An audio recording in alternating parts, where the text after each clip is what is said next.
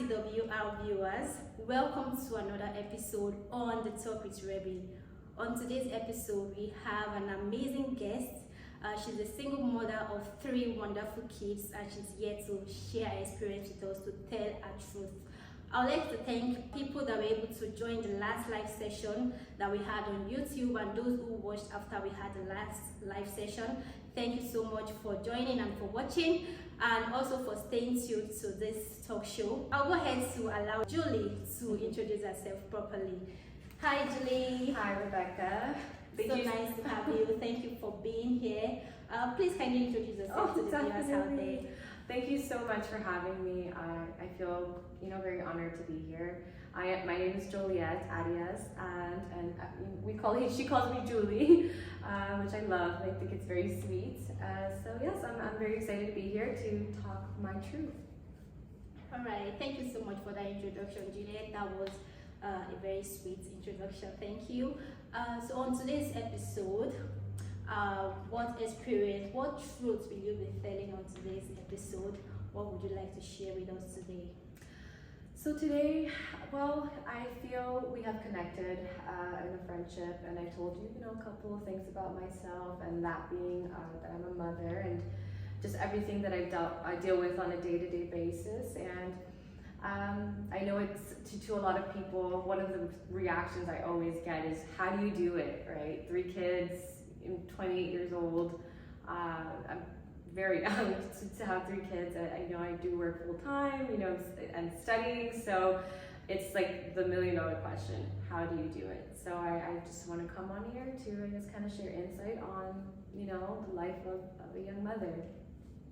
Thank you, Juliet, for that brief summary of who you are and what you do, and how you've been able to, carry on with your responsibilities effortlessly and do it efficiently.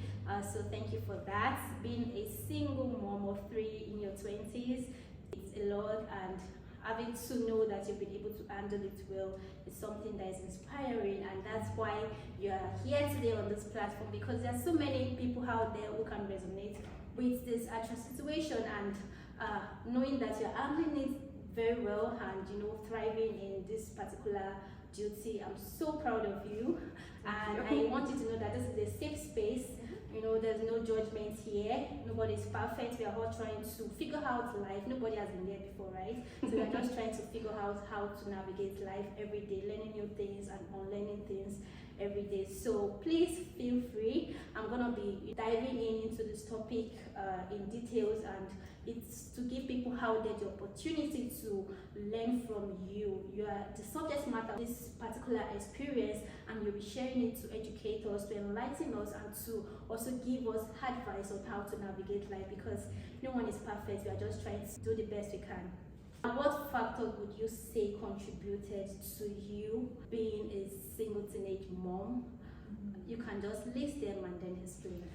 Yes, so for myself and my experience, being the age that I am now, 28 years old, I would say, if I look at my own children and the things that I want to influence in them, teach them to sort of avoid them from making the same decisions that I made, I would say it's just, and this means in no way, shape, or form any type of, talking to down on my mother at all, because I do love her so much, and she has such a kind heart, and I feel that all of the good things, the good kind things that I have are due to my mother. So with that being said, my mother was also a single mother. She was a young mother as well, and she had to work a lot. And unfortunately, when you do have to work a lot, especially being an immigrant back in the 90s, there wasn't that much help, right? So she had to work 2, sometimes even 3 jobs to support my brother and I, my older brother. And I feel just having a present parent and being there in moments for your children makes a huge difference in their development and how they are able to express themselves and even talk about the things that might be going on within them that might cause them to seek that comfort in other places, whether it be friends or relationships. So I feel like that was one of the big factors growing up that I would say kind of influenced me in that direction. I would say it was looking for that, I guess, family dynamic and comfort that I so craved when I was a child. Yeah. Thank you so much for that honest answer. Having our parents present in our lives is so important, and it's one of those things in life. Some of us are not privileged to have our parents around when we're growing up, and it can be difficult, I know. So what situation or occurrence would you say led to you having your first child, your second, and your third? What was that situation? What was that occurrence that led to the events, to that happening? So again, don't want to talk bad about anybody in my life that was raising me, right? I feel that, again, my mother, right, she wasn't really able to be around too much, and it was just my older brother and I most of the time. And I would say that when you grow up in that way, you kind of have your own authority. So I was always very strong-willed, very a go-getter. That's something that I would say I've been since a child. When I wanted something, I got it, and I was very determined to do it. And so with that being said, whether growing up, I feel the decisions that I was making were way ahead of my time, and that was mostly because, again, I had to grow up in an environment where I had to fend for myself from a very young age. So naturally, I assume that comes with a sense of authority over yourself and independentness. And I believe that as I got older and I had to come across bigger problems and bigger decisions, for example, intimacy and everything along those lines, I never really had, I would say, someone that I trusted to come and talk to you about a lot of things that I was going through growing up. And I would say that a lot of the decisions and choices were definitely based off of my own, what I thought at the time was right. So all of my decisions were always family driven and just, wanting to create that beautiful, loving family that I, again, as a child, always craved. So it's something that I definitely carried on throughout my teenagehood. And then I had my son, I was 16 going on 17. So that added a little bit more into I have authority over myself, because now I'm a mom. So, of course, as a child, if you're not getting the adequate help that you need mentally, you're going to repeat patterns. And unfortunately for me, it was always seeking that family comfort, not knowing how to get there because I was just so young. And obviously, my surroundings weren't always the greatest, having to navigate myself through life. But I mean, I would say yes, that's what contributed to me getting pregnant second time, and then obviously my last child, right? So it was always a sense of, this is what is supposed to happen. I'm supposed to have a family, and this is what's going to make everything okay and give me some type of worth if I do have this family dynamic. So yeah, so I would say that. Thank you so much. That was well detailed, and thank you for letting it out. I understand that most times when we become so independent at a very early age, we tend to think we have control over ourselves, and most times it depends on the environment you grow up in and what you really wanted for yourself, even as a teenager at that time. And for you, you really did crave comfort. You really wanted, this family setting, this love, and you felt that was what you needed at that time. So it makes more sense knowing that you felt like you needed this and you wanted to get it. So that influenced most of the decisions you made, because you did not really predict that it might not go the way you wanted it. So it just happened that way, and that's understandable and relatable to a lot of people out there, knowing that there are some stage in life when we were all growing up that we wanted to take charge of our lives, we wanted to make decisions for ourselves. But this is the stage whereby parents need to be more subtle, more lenient in order to navigate how they can come in when we make those decisions. Give us the ability to be independent but still dependent on their own final approval. So that makes more sense. I also like to ask you if you felt at the time that you contributed from your part, from your end, you being a single teenage mom. Oh, yes. I feel that one of the hardest things that I had to learn and overcome was learning to take accountability, but also understanding that it's okay for me to feel tired. It's okay for me to feel sad and lonely and still take accountability for my choices.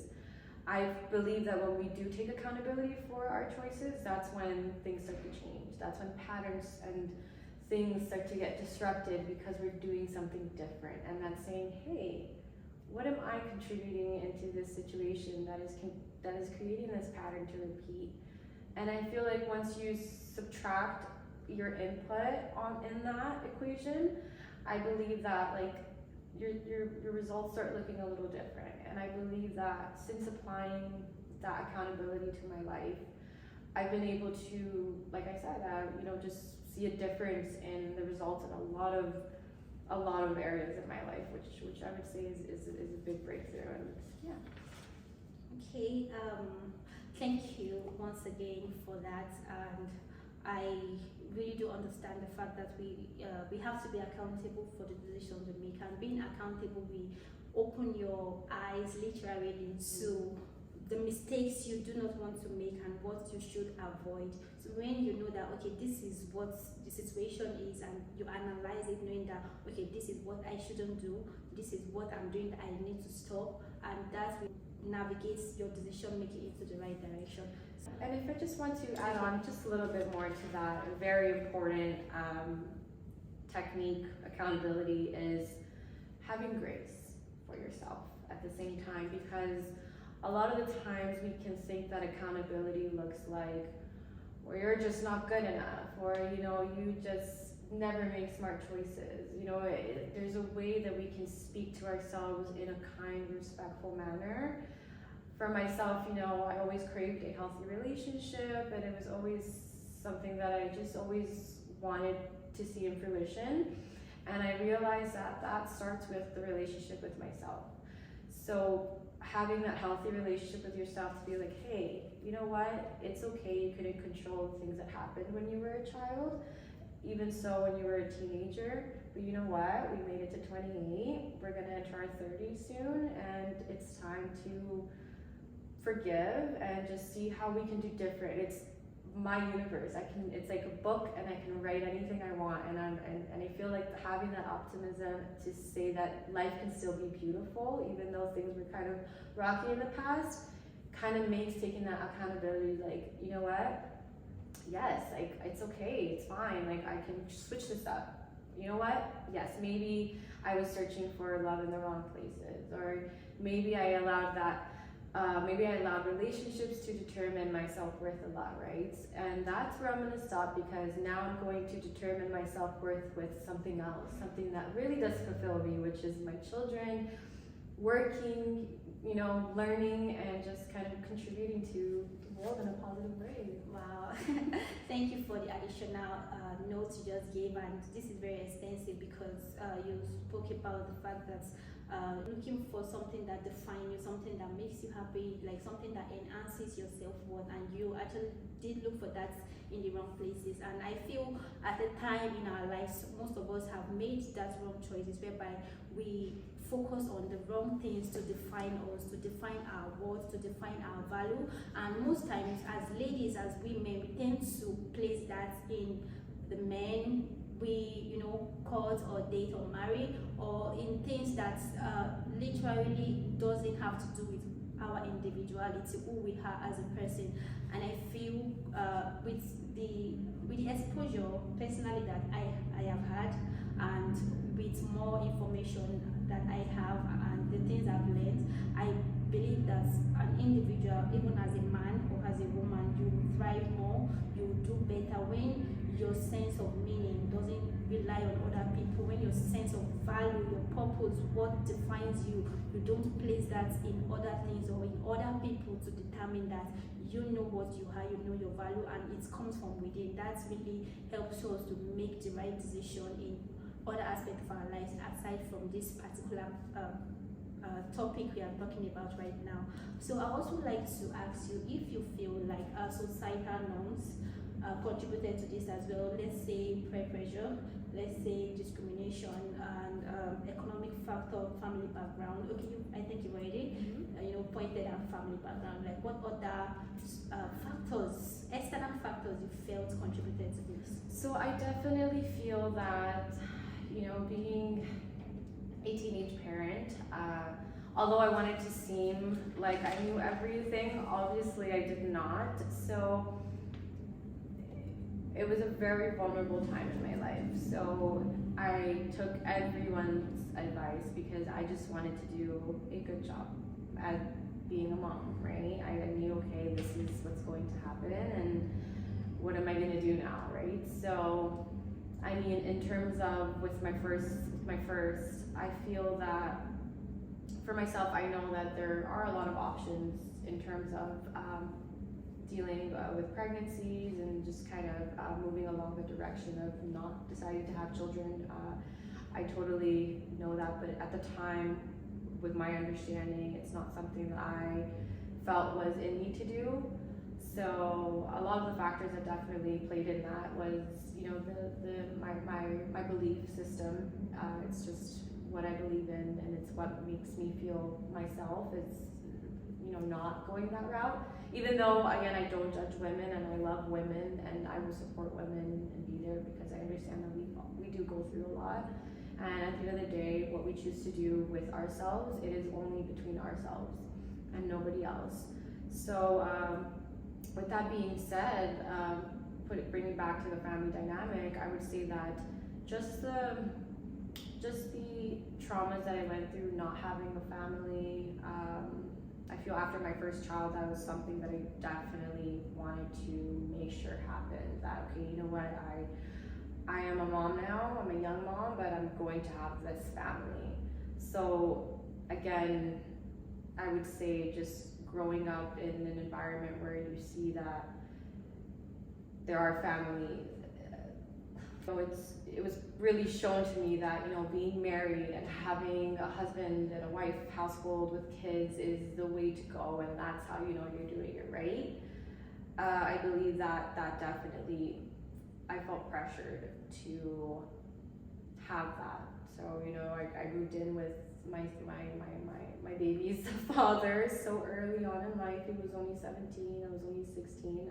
We still hadn't had the baby, and we were just two kids. What were we gonna know about running a home together? And honestly, I do feel like family and sometimes even religion can definitely play a huge part in the decisions that we make. In terms of social norms, I would say, yeah, it was definitely a huge pressure because I felt like everybody was judging me, especially because I was so young. So I felt like I needed to show that, yes, I can have a partner. Even though I am young, I am going to succeed with this, and I'm not going to be a single mom. I'm just not going to be part of that statistic. Not knowing that, obviously, I was leading into my own, I guess, not destruction. Okay. My own, I would say, yeah, my own undesire, I would say. I walked myself there, right? So yeah, I feel that when it comes to making decisions, it's very, very important to make sure that you're checking within yourself and your heart, because I feel like at the end of the day, you're gonna tell yourself what is okay, and what you feel is not. So yeah. Thank you for that, and I'm sure that everyone watching are able to understand like what you just explained and dive into each point that you united to being the external factors that contributed to you being a single teenage mom. So I would also like to ask you that what are the current decisions you are making? What are the decisions you are making currently to be the best parent to your children and to not allow the mistakes or some of the decisions you made repeat itself, even like with your children? What are those things you are doing currently? So I would say that again, I would say that one of the biggest things for me to learn was how to take accountability, all while still feeling okay to be tired. And the key point there was grace, right? So, as parents, and I feel just in general, anybody, sometimes we tend to be very hard on ourselves, right? Sometimes we can really beat ourselves down, like, am I good enough? Am I doing good enough? And I feel like what I can speak for a lot of parents when I say that, single or not, we just want to make sure that we're doing a good job. And it's very difficult because the magnitude of having to guide a life into this world, all while guiding yourself and trying to navigate this world, is a big responsibility. And it's not just like having, a doll. Like, it's a person with their own personality, with their own soul, with their own destiny, and they're placed in your hands. And I feel that growing up alongside my kids definitely put a lot of strain in how smooth things are supposed to go in terms of having children, and how I would say things, I guess, a more prepared parent wouldn't have to face. But I mean, one thing in my house that I definitely place is that as long as the kids are having fun, that's all that matters. If the toys are all over the place, all of that is going to leave one day. One day, I'm gonna look around and I'm gonna be able to have a nice beige couch like this, and I'm gonna look at it and I'm gonna be like, wow, like, I can't believe there was a time where I couldn't get the couch because I had kids, thinking that they're gonna drop ice cream on it or something, their laughters are gonna be gone, and all of that noise is just gonna go to silence. And I feel like that is one of the main things that us as parents need to remember, that all of this is gonna go, that at some point work won't need us. We're gonna get old, but our children were old. They're there for us. And I feel like if we invest and pour into our children, they're always gonna be there as well, like, God willing, right? Yeah. You're always gonna have that strong family. And speaking about it now, like, it's everything I ever wanted. Wow, I feel so emotional right now. Being so intentional and committed to having time for your children and doing everything to make them happy, just like you said. That's like what really matters, and the fact that you are so intentional about that and so dedicated to achieving that. Parents, not all parents that do this, and in most times when you consider other people's happiness before yours, you become so sacrificial. That means you do things, to favor the other party and then forget yourself. So most times mothers are always selfless, putting their children first even before them. And that's what, like, most children are so grateful for, the ones that are lucky to have like wonderful parents like you, knowing that they've sacrificed a lot.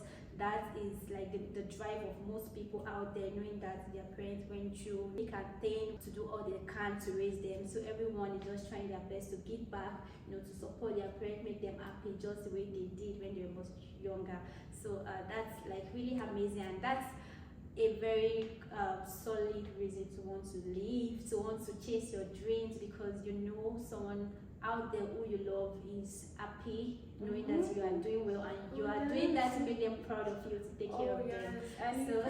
Anything to them is the world. I tell them, guys, I had an amazing day at work today, and they'll be just so happy to hear that. And any accomplishment that I have, they're so happy to celebrate. And I don't see anything else that I need other than that, right? And it might have taken me a little bit to fully understand that, and I feel like a lot of the times some maturity can be delayed because of so many other factors that are coming into play in the midst of that growth as you're growing up, right? So I'm grateful that I have good support around me as well. I have good advice, I have great friends. You just like literally went into my next question. It's okay, because I'm so bent on knowing that you didn't do this alone. Like, you had all the support you needed, because yes, the deed has been done. No one is perfect, and the next thing we should all think of is what can we do to help this person. If you have a friend or a family member who has made a wrong decision like this at a very young age, I think when it happens, it's not the time to, you know, make them feel bad or castigate them or, you know, throw them out even as a parent. No, that's not the time to do that. Accept that it has happened and give them all the support that they need to be fine, and also do what they can to handle the situation the right way. So that brings me to the question we're about to go to. Did you get all the support you needed as at then, and who were those people that supported you? Well, believe it or not, as parents always say, and as I always say to my kids, I will always be there for you, and it's very true. Your parents really are there for you, and I feel at the time my mother, she did the most she could at the time, with my dad's side of the family. You know, I grew up with such a great aunt who I consider basically like a mother for me too, right?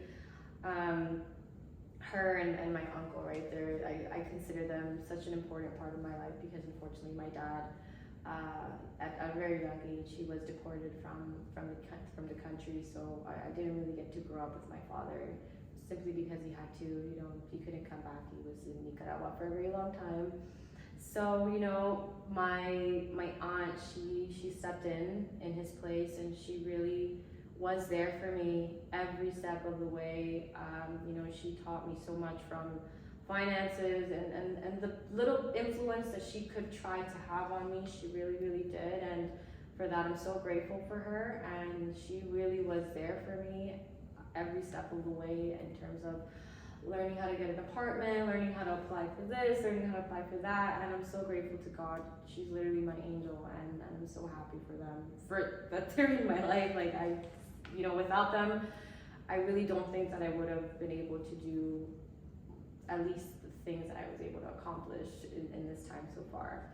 With my mother, she is also great. She's there supporting me, and whenever I was in school, you know, she was there to help me with the kids, and she was always very kind and very gentle with me, and very graceful, and always heard me out if I was feeling frustrated with the kids, and never judged me once. And I appreciate my mother for that. So, and honestly, if there's one thing I will say, is that something that truly helped me prepare for my child, and I feel like it's something that, whether you're a young parent or you're planned it out perfectly, I do believe that taking parenting classes really puts such a foot forward in parenting, because we're able to really navigate parenthood on a psychological level, learning how to cater to your child and their mind, right? Because basically that's what makes them, right? It's their brain. So I'm so grateful for all of the resources that the city of Toronto had for me, right? It was great. You are going to my next question. No, because it seems, you know, you keep going from one stage of the question I have in mind to the next, and that means that we are in the right direction, knowing that this step-by-step procedure will help people in similar situations that are not aware of these things, knowing that it's needed, it's important, and going how to get them or to learn them. And I was going to ask you if there were a government policy in place, like a system in place or an institution designed to help single moms at a very young age, or even at, you know, a mature age, single moms in general, if there was, you know, a policy or a system or an institution. And you said something about attending a class, even as a parent, even if you're not a single mom. That's something I just heard. It's very helpful knowing that parents have the ability to go to classes and learn these things on how to go to the deepest, the tiniest detail of raising a child properly. And picking that from you today is something that is useful. So back to our question, the systems that are put in place in the environment that you were in, the policy, and also the institution that supported you through this journey. Yeah, so like I said, City of Toronto, very, very great. In the time when I was young, when I was a teenager, and I was going to have a baby, I simply went on Google and I searched up, teen pregnancy help. And the first resources that showed up was the city of Toronto, right? They have a public health section on their website, and they basically list from every type of service that we could get. For example, anything from mental health to financial assistance to even any healthy sexuality, things like that, right?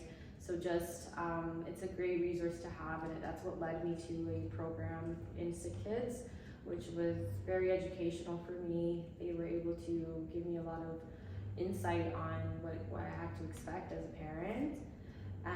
Also with my other pregnancies as well, something that benefited me a lot was participating in really drop-in programs for pregnant women. So you could go in, they teach you about the stages of labor, and it's just very, very cool, and it's very nice, very informative. So I feel like, again, parents, whether you're a single parent, young parent, doesn't matter, I think we really do benefit from learning because it's hard. So I think any help we can get is honestly amazing, and I think us as parents, we need to humble ourselves and remind ourselves that we are also human beings and we're living life for the first time. And especially if you're a first-time parent, you understand that this isn't something that just comes easy. You need to, it's okay to get some education. Yeah, thank you. And I think we just made a very huge point out of this discussion, because knowing that you got the help you needed in Toronto, and I'm quite sure that there's so many countries that also have this in place. But for the countries that do not have this in place, I would advise that it's very important that we, think of how to better the lives of our citizens.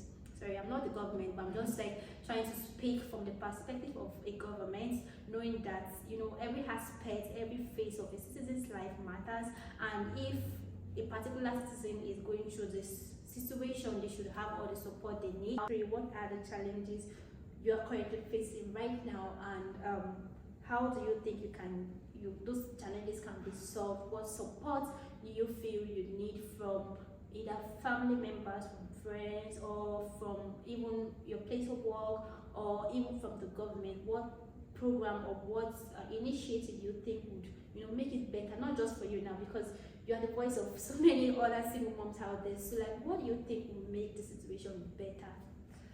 So I feel that right now some of the struggles that I'm dealing with is just simply feeling outnumbered. For myself, I have three. I'm one person.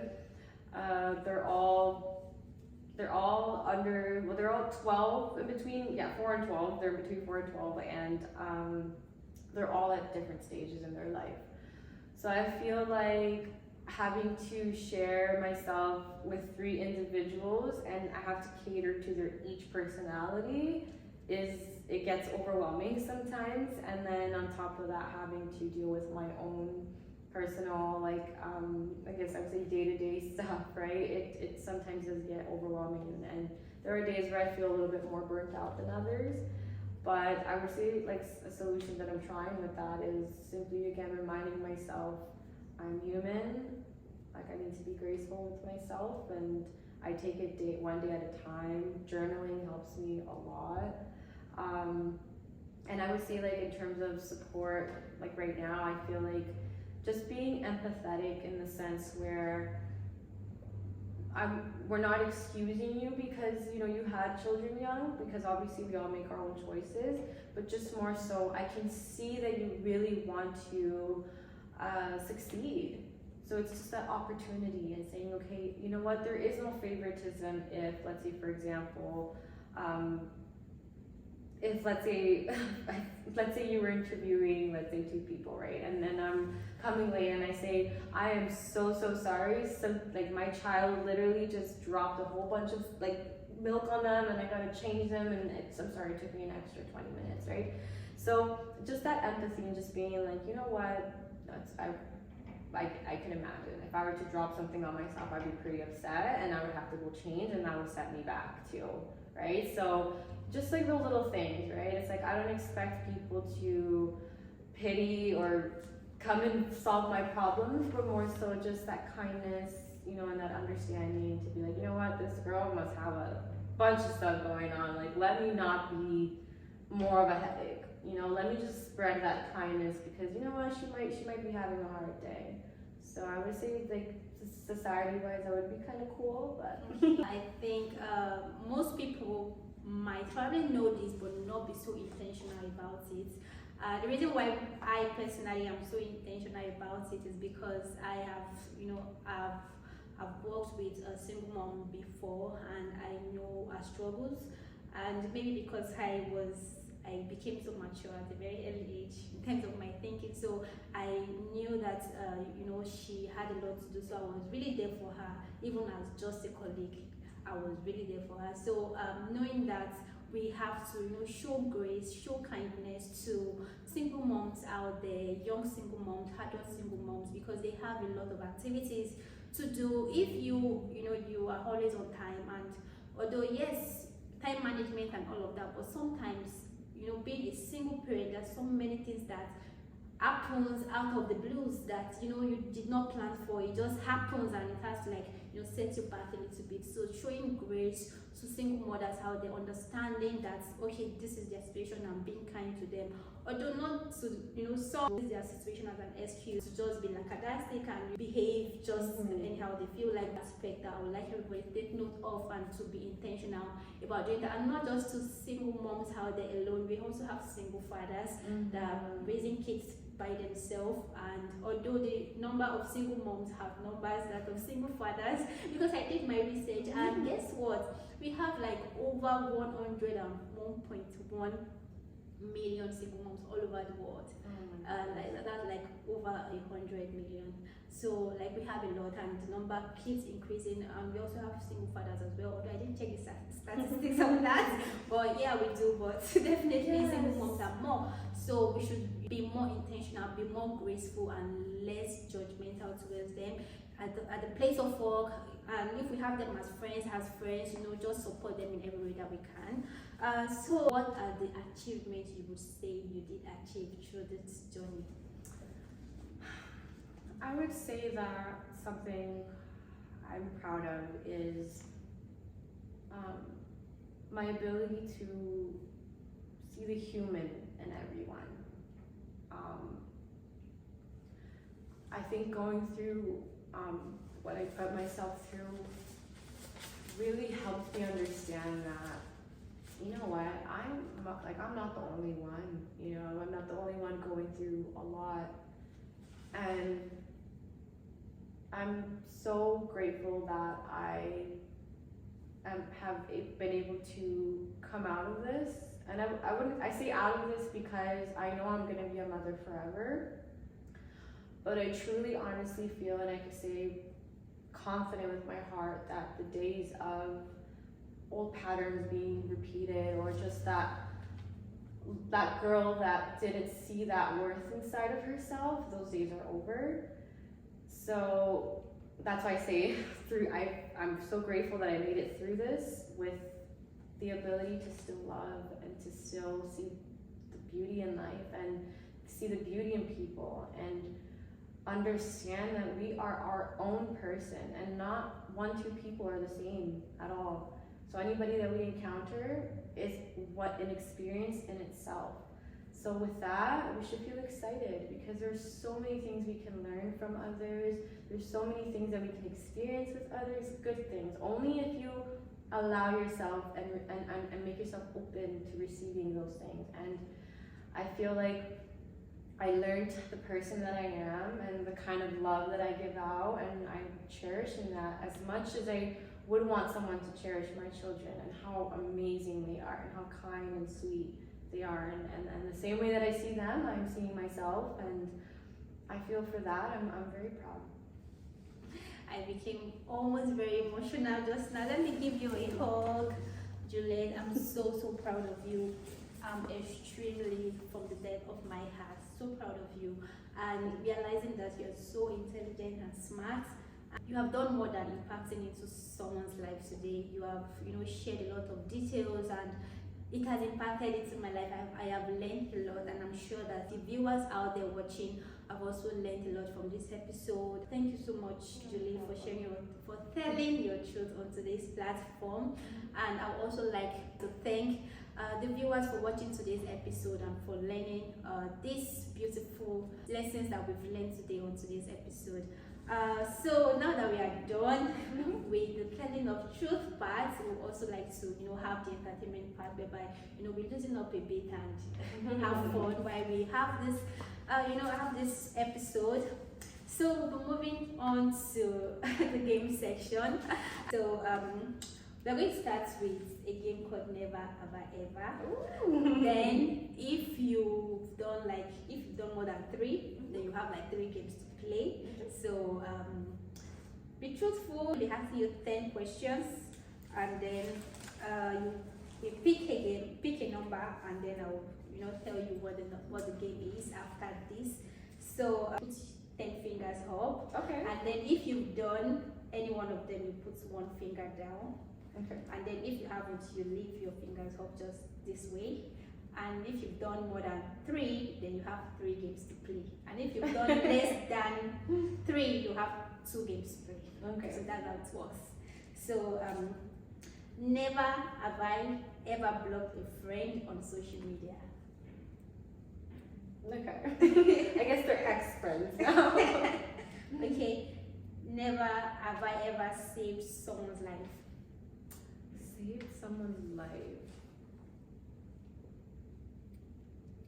I don't think so. I mean, physically. No, I wouldn't say no. Like, I've never done CPR. I've never had to like take some. Maybe my child when they choked on something. Maybe myself, because I've choked on a piece of meat before. So an orange. I've choked on an orange as well. So I've saved myself. Does that count? Oh, okay. It counts. Let's be graceful. Okay, never have I ever regretted an apology.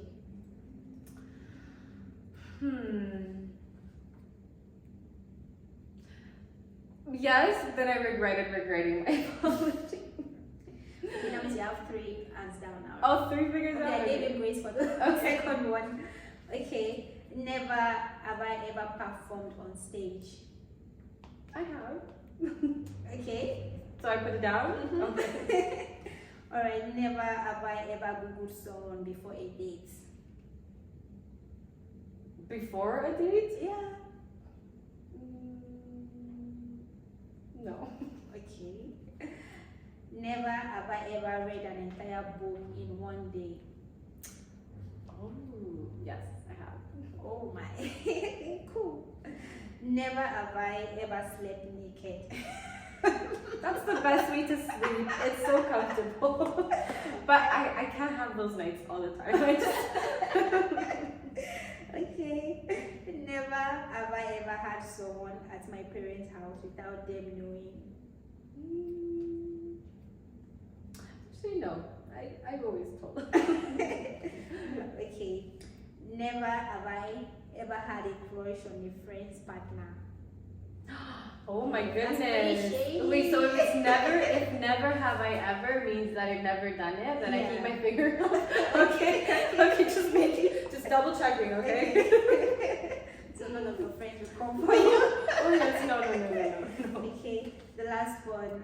Never have I ever kissed more than one person in 24 hours. Oh my goodness. In 24 hours? There are some No. badass people out there. In 24 hours? That's a lot. You guys doing this? You know yourself. No judgment, but for myself, no, not less than 24 hours. 27. I'm joking. Okay. I'm joking. Anyways, you have like 5 fingers down already. So, I have some games here. So, you pick from 1 to 5, then we'll read it out. Okay. 4. Okay.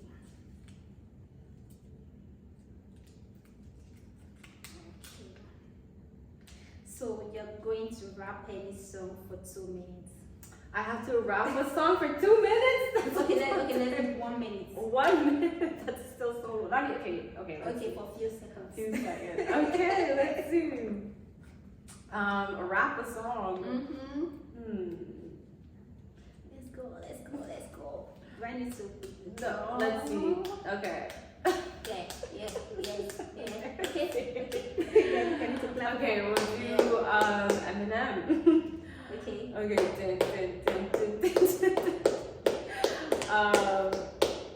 How does it start? Okay. I don't know if I could sing a rap song just for a couple of seconds. Next question. Are you sure? Let's start that one over. Okay. I'm just going to give you just this one. I'm going to let it slide. Just You know what? No, we'll do one. Okay, yeah, we'll do next question. Sorry. We messed that one up. Okay, pick a number. From 1 to 5, except for you pick 4. Okay, let's see. 2. Okay.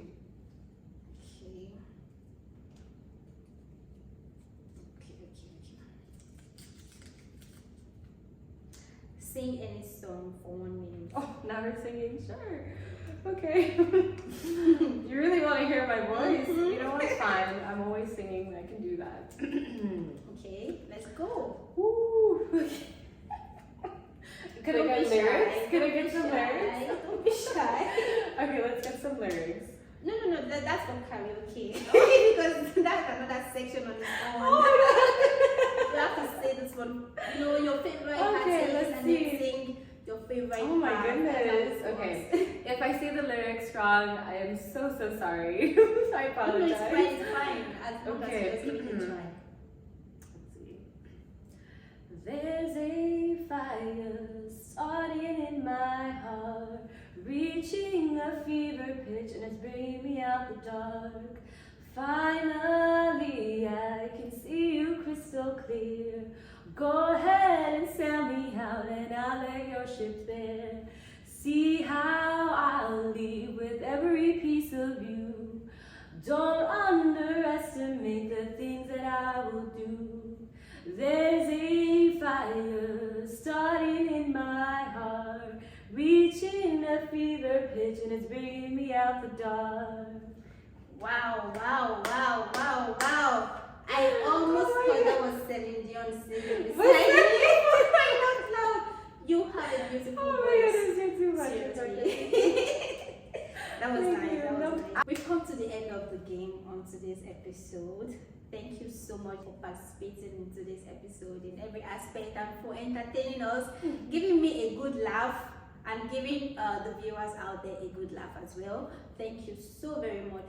We're so excited to have you on today's episode. And before I close off, I would like to give my final thanks to the viewers for watching today's episode. And then we have a gift. Sorry, I totally forgot I didn't bring it here on stage, but this particular episode was sponsored by a vendor here in Toronto.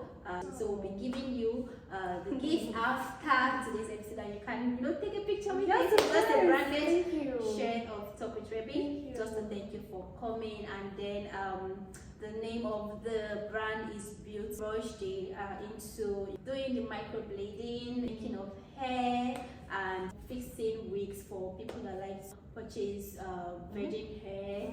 And they do quite a lot of beautiful things, and they are very good at it. They are located in downtown Toronto. I'll be attaching their information to this post, and you can reach out to them on Instagram, on all their social media platforms, and patronize them. So thank you, Beauty Rush, for sponsoring today's episode, and thank you once again for being here. It's going to be goodbye from me, Rebecca Irabo, and from Julie to you. Have a wonderful weekend and enjoy the rest of your weekend. Bye.